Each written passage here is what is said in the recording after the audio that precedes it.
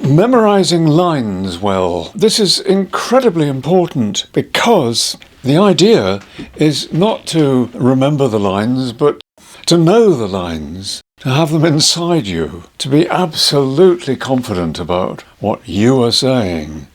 And here are 10 tips which could help you get to that point. First thing is time.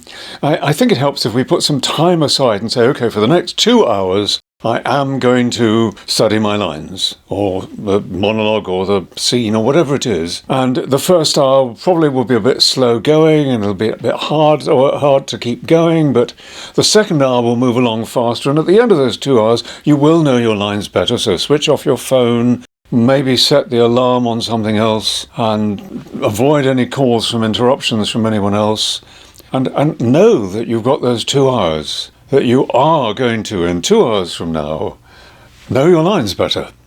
And the second thing, before I come to more specific little hints which could help you faster, is space. Yes, set out the space that you're going to be going through your lines in, a bit to look like the space in the studio or the stage scene that you're doing. So you've got a couple of books on the floor to show where the door is, and a table and a chair if you need them, and maybe a coat if you have to put something on at some point. Not loads of things, but just something so that you feel like you're in the scene. You're not just looking at a book at a desk. Okay, now we've got to keep at this. We can't stop halfway through the 2 hours. And the one way to keep at it, this may sound silly, but well, it works for a lot of actors. So you take a piece of paper and you tear it in half, and then in quarters, and then in eighths, and you write on the first piece of paper the number 1, on the next number 2, up to the number 8, and you take the first and you put it on the other side of the room, and then you do the first run of your scene, or of the whole act, or whatever you've got to do. And when you've done that, you take number 2 and you put that on the other side of the room. And you work through till you've done number 8. And something about this silly exercise means that, well, you do get it done 8 times. And you could, if you wanted to, at the end of all that, go to the other side of the room and bring the numbers back again. So you do it 16 times. If you're Anthony Hopkins, you'll do it a lot more times than that. And another thing is to, you may know this one, but it's worth doing, to take a piece of paper and cover your script so that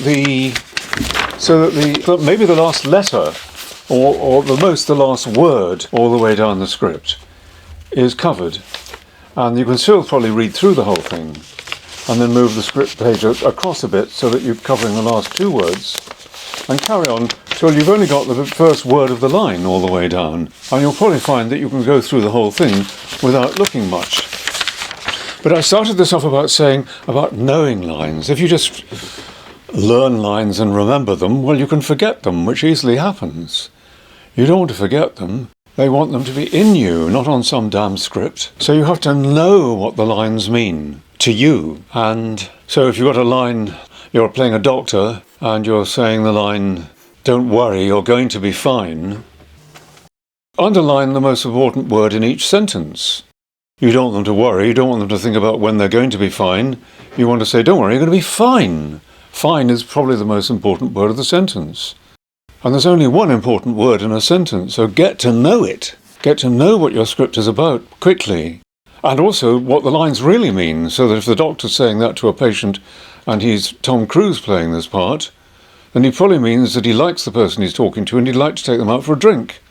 So when he says, "Don't worry, you're going to be fine," he's chatting them up, right? So know what your lines really mean. Difficult words. And all these ideas may come together for some of you, that you'll use 2 or 3 of them at once. The actor Hugh Laurie, who plays the lead in that television series House, he has to remember lots of medical terms. And if we've got a part in which we've got difficult names to remember, or if in life we've got lots of names of the cast that we want to remember, you've got to make a subtext, you've got to make a meaning, a fun reason for them. I'm quite sure that Hugh Laurie, even though his father may be a doctor and he may have studied medicine, I'm sure that when he remembers all the medical terms in House, it's because he's made up some funny reason in his mind of what the word actually means, something funny, something that he will remember forever. I'm having to have a conversation with some people about the television series Better Call Saul. and I want to remember the names of all the casts and what the parts they play are. And some of them are quite difficult names to remember, so how would I do that? Well, the lead is played by a chap called Jimmy, and Jimmy is an easy name to remember because for me, because I just look at it and I don't have to think about it. I just think Jimmy, Jimmy, Jimmy.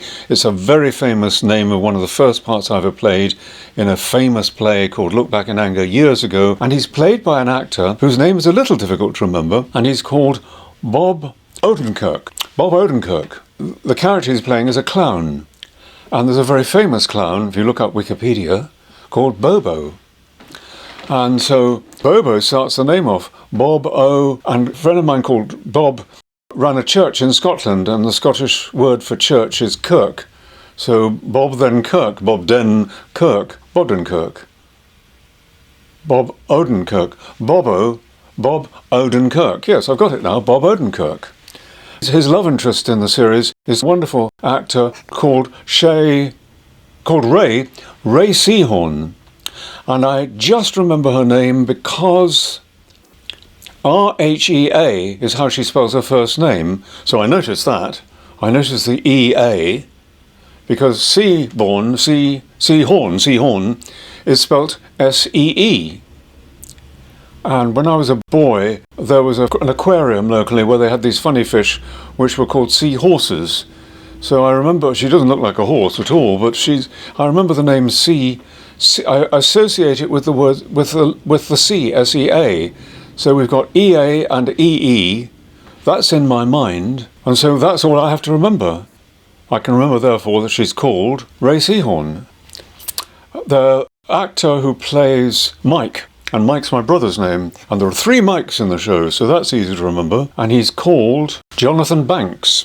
And that's easy to remember because there's a director of a very good theatre company off-Broadway in New York, and he's called Jonathan Bank. And also in the series, this character, he has to put some money into a bank to give to his granddaughter when she's older, which is something I'd like to do for my granddaughter. So it's fairly easy to remember Jonathan Banks. Then there's an actor, and he's just such an incredibly good actor. He's the leader of a cartel. He's making drugs, but he's so completely in charge. He's like a king. And he's also called John. And Juan Carlo, he's South American. Juan Carlo was the king of Spain 20 years ago. So I remember his first name, Juan Carlo. And his second name is difficult to remember. But in the series, there is a fantastic scene when there's an explosion. And something about the word explosion just I associate with this character. And his name is Esposito. So he's Juan Carlo Esposito. And now I know his name, I'm going to look out for it in every film list I see in case he's in it, so I know I want to watch the film. He's just fantastic. Then there are 2 more. Okay, so I'm going to turn this off because that's my phone. Stop ringing. Then there are 2 more Michaels in it. And one of them plays a character called Nacho. And I remember the Nacho because the actor's name is Mando, and there's a very famous American film director called Michael Mann, so it's fairly easy to remember that he's called Mike Mando, and he's so good at playing this really aggressive killer. He would be scary to just meet in a rehearsal, he's so good. He naturally plays Nacho, so I can remember the character's name, and I can remember that he's called Mike Mando. And the other Michael in it plays a character called Chuck, and his name starts off or has a C-K in it. It's called Muck something. And there's another off-Broadway theatre company in New York called the Keane Company, and he's called Michael McKean. So that we got Michael McKean and Mike Mando. A 7th character that I'll just remember now, he's the boss of Ray Seahorn. And he's a bully. And he wears shirts like a friend of mine called Pat. And he's a bully, and there's a bully in Shakespeare's play Twelfth Night called Fabian. His name's Patrick Fabian. So it's fairly easy for me to look at the name and think, yes, he's a bully, Patrick Fabian, I remember that. And the names are beginning to be my names. They're mine. I remember them as if they were people I know, because I've made something out of their names. I'll remember them for 20 years. And the first of these last 3 ideas is, to write out the lines, yes. It always feels a bit silly, but It means that another part of your brain is knowing what the lines look like, what they feel like in your own handwriting when you write out all of your lines. So do it. You want them to be yours. You want them to be in you. You want them to be never to be forgotten. You've written the damn lines out. It's as if you'd written the thing in the first place. And when you're going through the lines lots of times, try them in different ways. Just a bit. Allow your character to be a bit more confident. Allow the character to be a bit more shy. Allow the character to be at a party on their birthday. Allow the character to be angry. It may help you discover some of the lines, but just to give it variety so that you're ready for anything. That the lines are so solid in you, you don't have to think about the lines when you go on stage or in front of the camera. You just go on, because you know the lines are going to come out because they're solid. And you've thought of so many ways of doing them that you just react to whatever happens around you when you're there and they say action. The last thing, you record the other people's lines, or you can get an app quite easily that does this, but you record the other people's lines and you leave gaps for you to say your lines. And if you need a huge gap because you've got a long speech at some point and you don't know how long to leave that gap, then instead of leaving any gap at all, just make a noise and go straight on with recording the other people's lines, because then when you're listening to the tape and you hear that noise, you'll know to press pause, as it will give you lots of time to say your long speech. And then you release the pause button and the next line comes in. It's so wonderful. There are other words I could use. It's just so wonderful to know your lines really well. Michael Caine and Anthony Hopkins can do their lines backwards very occasionally, literally backwards from the end of the script to the beginning. And they could certainly go through the whole play forwards, including everyone else's part. They just know it. And it just